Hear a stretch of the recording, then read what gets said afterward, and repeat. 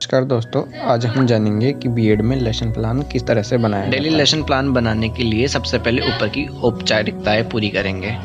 उसके बाद में हमें प्रकरण डालना है कि किस प्रकरण पर हम बना रहे हैं। हम बना रहे हैं मैथ के वर्ग और वर्गमूल पर। तो सबसे पहले हमें विशिष्ट उद्देश्य लिखना है और विशिष्ट उद्देश्य में कम से कम 6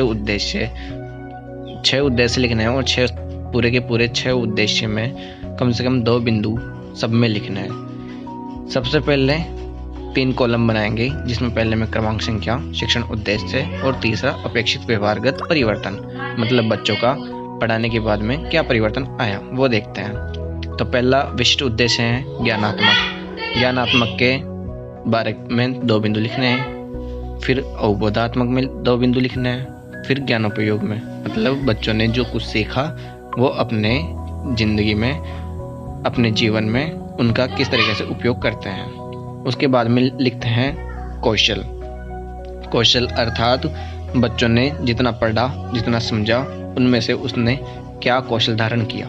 उसके बाद 5वां जो विशिष्ट उद्देश्य रहेगा वो रहेगा अभिरुचि, और अभिरुचि के अंदर वही 2 बिंदु लिखना है। उसके बाद का अभिवृत्ति के अंदर 2 बिंदु लिखना है। जैसे ही ये कंप्लीट हो जाए उसके बाद में हमें लिखना है शिक्षण विधि, और शिक्षण विधि में व्याख्यान विधि।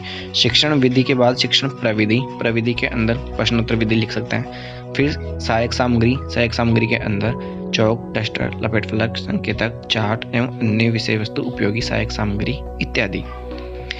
फिर हमें प्रस्तावना कौशल करना होता है। वो प्रस्तावना कौशल करने के लिए हमें प्रस्तावना कौशल को ये देखना होता है कि बच्चों को कितना पूर्व ज्ञान है, और पूर्व ज्ञान के आधार पर ही हम प्रस्तावना कौशल का निर्माण करते हैं। तो सबसे पहले पूर्व ज्ञान लिखेंगे कि विद्यार्थी वर्ग एवं वर्गमूल के बारे में सामान्य जानकारी रखते हैं।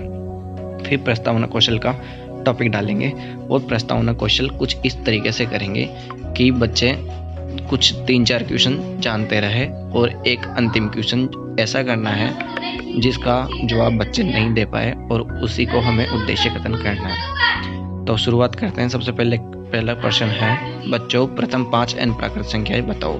तो प्रथम 5 n प्राकृत संख्या होती है 1, 2, 3, 4, 5। फिर उन्हीं संख्याओं में से जो बच्चों ने आंसर दिया, उन्हीं में से 3 को उठा के हम क्वेश्चन पूछेंगे दूसरा कि 3 का गुणा 3 से करने पर क्या आएगा। बच्चे जवाब देंगे 9। फिर से प्रश्न करना है 9 संख्या 3 का क्या कहलाएगा। बच्चे जवाब देंगे कि 9 संख्या 3 का वर्ग कहलाएगा।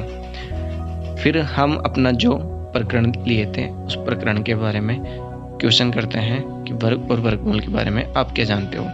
तो बच्चे निरुत्तर हो जाएंगे, अर्थात इसका जवाब नहीं दे पाएंगे, और जवाब नहीं देने पर हमें 1 मिनट रुक के उद्देश्य कथन करना है कि बच्चों आज हम लोग वर्ग और वर्गमूल से संबंधित परिभाषा, गुणधर्म एवं विधियों के बारे में विस्तार से अध्ययन। उद्देश्य कथन पूर्ण हो जाने के बाद हमें उसका प्रस्तुतिकरण देना है। प्रस्तुतिकरण के अंदर 5 कॉलम बनाएंगे, जिसमें पहला शिक्षण बिंदु, छात्र अध्यापक क्रिया, छात्र क्रिया, विधि या प्रविधि और श्यामपट्ट कार्य। शिक्षण बिंदु के अंदर हमें कम से कम 3 बिंदु लेने हैं और उनकी व्याख्या करनी है। छात्र अध्यापक क्रिया के अंदर एक विकासात्मक कार्य, छात्र अध्यापक कथन और बोधात्मक प्रश्न करने होते हैं। छात्र क्रिया में जो छात्र जवाब देंगे वो आएगा, और विधि या प्रविधि में 2 विधि जो अपन ने शिक्षण विधि और शिक्षण प्रविधि ली थी वो आएगा, और जो श्यामपट्ट पर करने का कार्य होता है उसको श्यामपट्ट पर करके दिखा दें। उद्देश्य कथन करने के बाद हमें उसका प्रस्तुतिकरण देना है, और प्रस्तुतिकरण के अंदर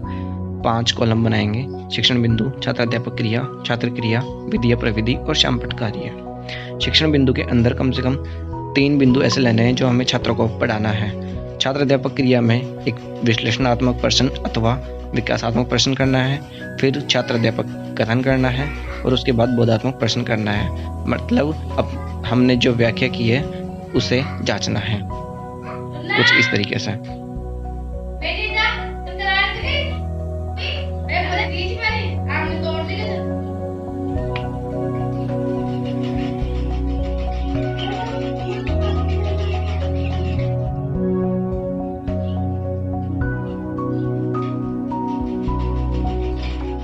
जहाँ श्यामपट्ट लगाना हो वहाँ श्यामपट्ट लगा देंगे। ये यहाँ हमारा दूसरा शिक्षण बिंदु खत्म हो जाता है, और तीसरा शिक्षण बिंदु लेते हैं वर्गमूल ज्ञात करने की गुणनखंड विधि।